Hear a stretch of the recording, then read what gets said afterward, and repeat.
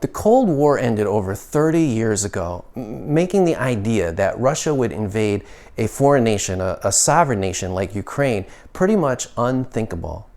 And yet, here we go again, watching the hell of war unfold before our eyes. The images coming out of Ukraine are absolutely heartbreaking. And as the world stands pretty much united, outraged, infuriated, horrified by what it's seen happening in Ukraine, seeing this naked act of unprovoked aggression by Russia against Ukraine, it also stands completely shocked, completely perplexed, completely surprised by what's unfolding before our eyes. In the year 2022, we thought that something like this wasn't ever going to happen again. We thought with the end of the Cold War, we'd never see Russia as this kind of threat to world peace.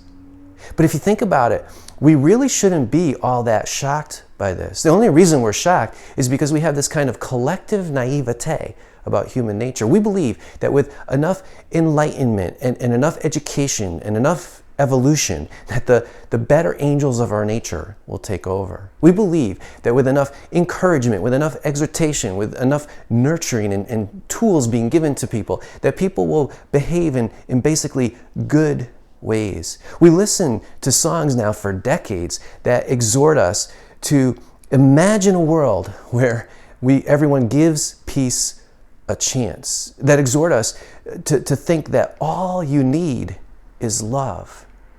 And so we're shocked when we see something like what's happening in Ukraine. But if you take a close look at history, take a look at the past 4 or 5 decades of history in particular, you'll see that these things just keep happening with the same frequency, the same consistency over and over again. They relentlessly continue to happen over and over again. We really shouldn't be shocked. The only reason we're so shocked is because we are naive about human nature. We believe that human nature, that we are basically good. And if you send the message out that all you have to do is imagine a world where everyone gives peace a chance, eventually that will sink in and that will bring that goodness out of us. It will tap into what's already there and unleash it.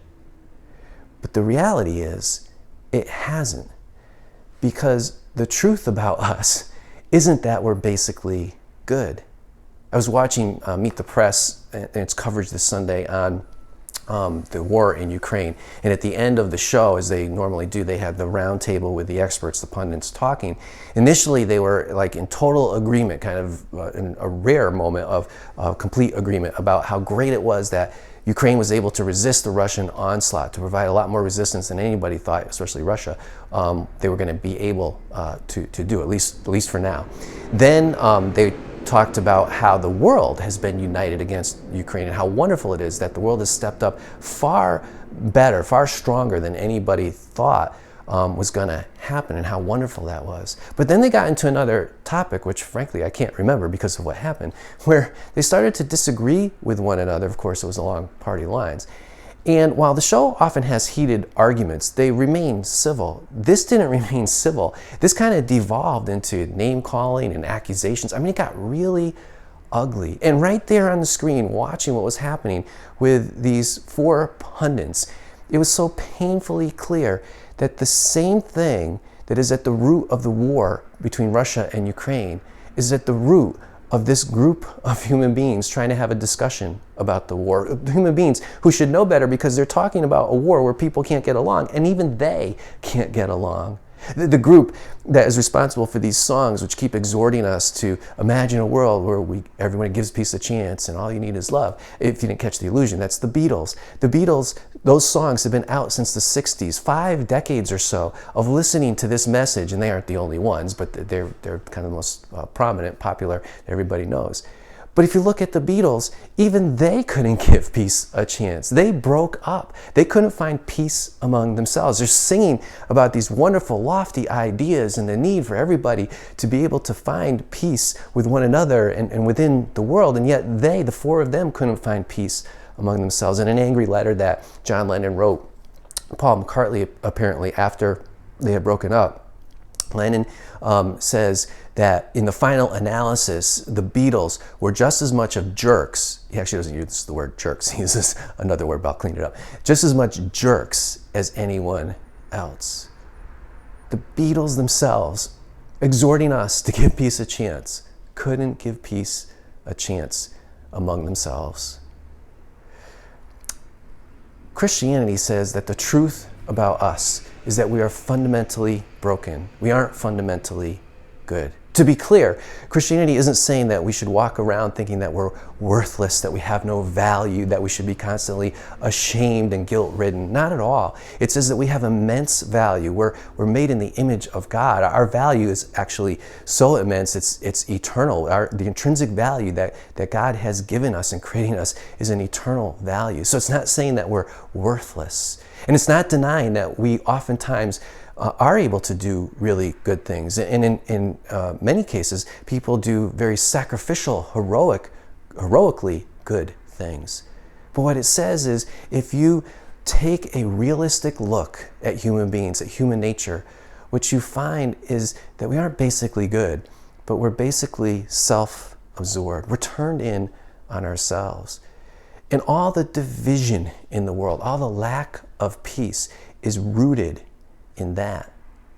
There's actually recently a lot of evidence, scholarly research evidence to back this up, coming from secular sources, as outlined in this book, one of my favorite books that I've read recently, The Truth About Us by Brant Hansen. He outlines that research by secular scholars. They're not people who believe in Christianity at all. Cognitive psychologists and sociologists, a few of whom are Nobel Prize winners, who talk about how deluded we are about our own goodness. And it's not a small delusion, it's a massive delusion that human beings have this need to believe that we are basically good when the evidence is so obvious that we aren't. If we could look at our own lives objectively, we would see how frequently we do things in a self-absorbed, manipulative way, a way to suit ourselves. And that so often results in the division that we find in the world.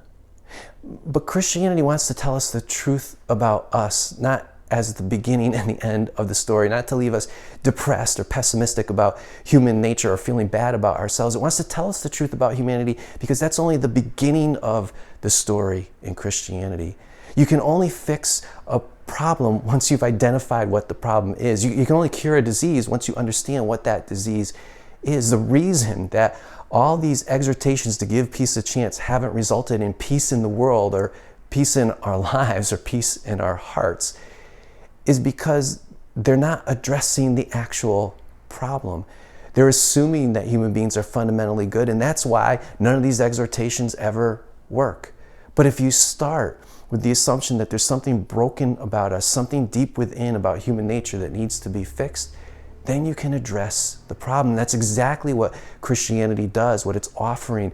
What Christ is saying to us is that if we invite him into our lives, he can transform us. He can turn us outward, turn us away from ourselves.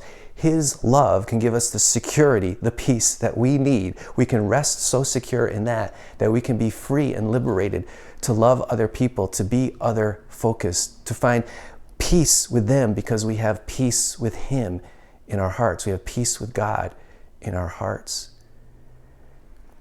The truth about us isn't meant to make us feel depressed or to despair or to feel worthless. The truth about us that Christianity is trying to get us to acknowledge, the reality it's trying to get us to see, to be honest about, is only there so that we can be transformed by God's saving grace, that we can be transformed in a way that will fix what's wrong with us, that will give us a chance to find true peace. And I pray for the people of Ukraine that they will find true peace. I pray for the people of Russia that they will find true peace. I pray for the world that we will find true peace. But most of all, I pray for each and every one of us that we will find that true peace in our hearts and in our lives.